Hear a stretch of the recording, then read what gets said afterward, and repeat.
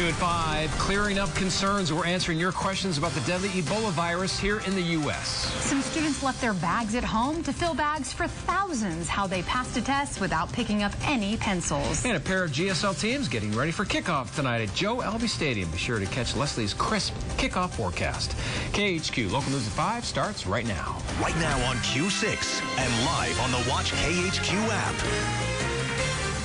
This is KHQ Local News at 5. Screening incoming passengers, closing down schools, and creating dozens of questions. We know many of you are concerned, but our goal tonight is to clear up any confusion you might have about the Ebola virus. Good evening, and thank you for being with us tonight. I'm Stephanie Vigil. I'm Dan Kleiker. We have a team of local health experts right here in our Connect Center tonight to answer any questions you may have about Ebola. You can call them right now at 509-443-1111. Now, they're the start of our team coverage tonight to help you understand this virus. You'll hear why health experts are not concerned about Ebola becoming widespread in the U.S.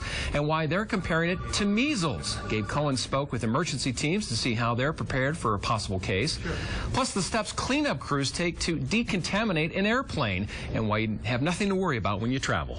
But before we dig into each of those topics, we know that there are a lot of medical terms that are floating around about the Ebola virus that you may not be familiar with. I know we weren't when we very first started. We'd like to break them down for you. So people who are in quarantine, well, they've been exposed to an Ebola patient, but they are not considered infectious until they start showing symptoms. Now, when that happens, that person is put in isolation. That means that they're having symptoms like fever or vomiting. Now, those people are infectious. Self-monitoring, that's when a person is taking their temperature 2 times a day and watching for any other symptoms. Well, this morning, in an exclusive interview on the Today Show, Matt Lauer spoke with one of 75 self-monitoring hospital employees in Dallas, Texas. That's right. She worked with the 2 nurses there who got infected with the virus while treating an Ebola patient. Now, she says the hospital had no clue how to handle it. There was no special gear. We were unprepared in the sense that we did not know what to do with his lab specimens. They were initially mishandled, and that's what the lab technician told me. And it was just a little chaotic scene. Our infectious disease department was contacted to ask, what is the protocol? And their answer was, we don't know. We're going to have to call you back. Well, the hospital says it followed the Centers for Disease Control guidelines and sought additional guidance and clarity, but we wanted to see how prepared our health workers are for a possible case. KHQ's Gabe Cohen joins us live tonight. Gabe, you spoke with the health district today, and we understand they've made a recent change to their plan. Well, Dan, the biggest change is just improving lines of communication. The regional health district's begun distributing a weekly update on the Ebola virus to everyone involved in the emergency response process. It's going to update everyone on the status of the hospitals and also communication strategies. And the purpose really to make sure everyone's prepared, on the same page, and learning from the other cases in different spots around the country and world. I would be concerned as a citizen if my local health department wasn't doing everything in its power to prepare for a potential Ebola case. Spokane's regional health district is preparing for the worst, even though it's unlikely Ebola ever reaches this region.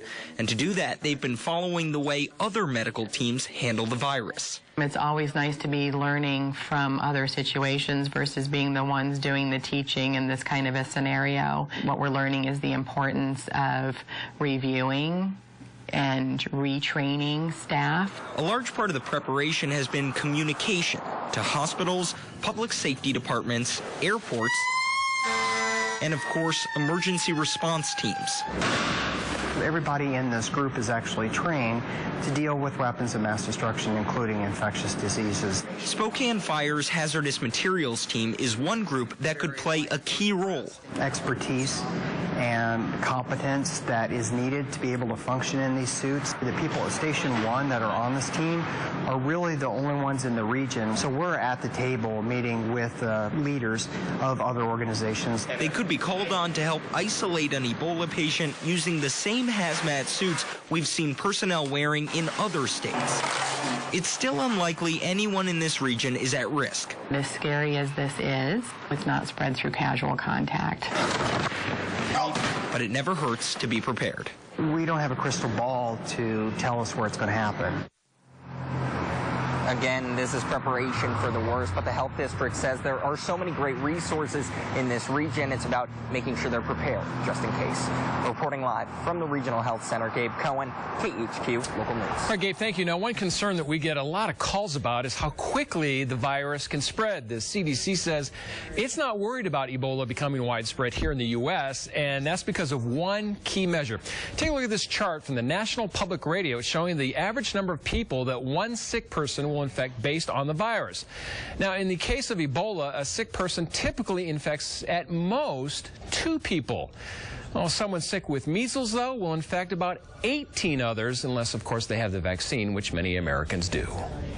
Well, we do get a lot of questions about the virus coming into our country on a flight from overseas. Tonight, there's some debate about the best way to try to prevent that. KHQ's Kirsten Bell is following the story in the newsroom tonight. And Kirsten, we understand this argument stems from 2 airport security measures.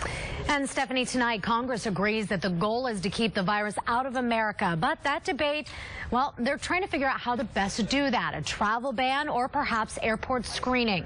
Today, testing and questioning began at Washington Dulles Airport, and tonight 5 U.S. airports are now screening people arriving from West African nations, taking their temperatures to detect anyone who might be infected. Some Congress members are demanding that no one be allowed in the U.S. from the nations at the heart of the Ebola outbreak.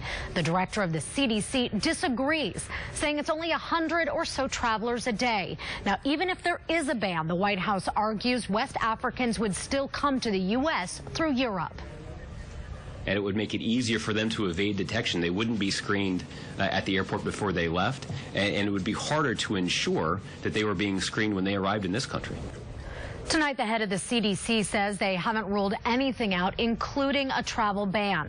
Tonight, the National Institutes of Health is testing both drugs to cure Ebola and a vaccine to prevent it. Reporting in the newsroom live tonight, I'm Kirsten Bell, KHQ Local News. Well, Kirsten, thank you. The latest U.S. Ebola patient traveled on board a Frontiers Airlines plane just before she developed symptoms. Well, that plane has been decontaminated several times, but many of you are asking what kind of cleaning goes into those planes. Generally speaking, a clean on an airplane, even an overnight clean, might be some vacuuming and might be rearranging the seat pockets. But in terms of, cleaning down the lavatories forensically or cleaning down the galleys, that's not part of the program. The guidelines for cleaning an airplane exposed to Ebola are detailed when it comes to protective clothing, cleaning and disposal procedures. A hazmat team will clean hard surfaces like tray tables, TV monitors, seat arms, windows, and walls. They would also clean seats and other parts of the cabin as needed. The CDC says there are no other flights at risk at this time for exposure to the Ebola virus. And again, a reminder, if you have any questions or concerns about the Ebola virus, we have local health experts answering your calls in our Connect Center tonight. You can talk with them by calling 509-443-1111. And if you're looking for more coverage of our country's response to this virus, be sure to stay with us for NBC Nightly News with Brian Williams, starting at 5:30.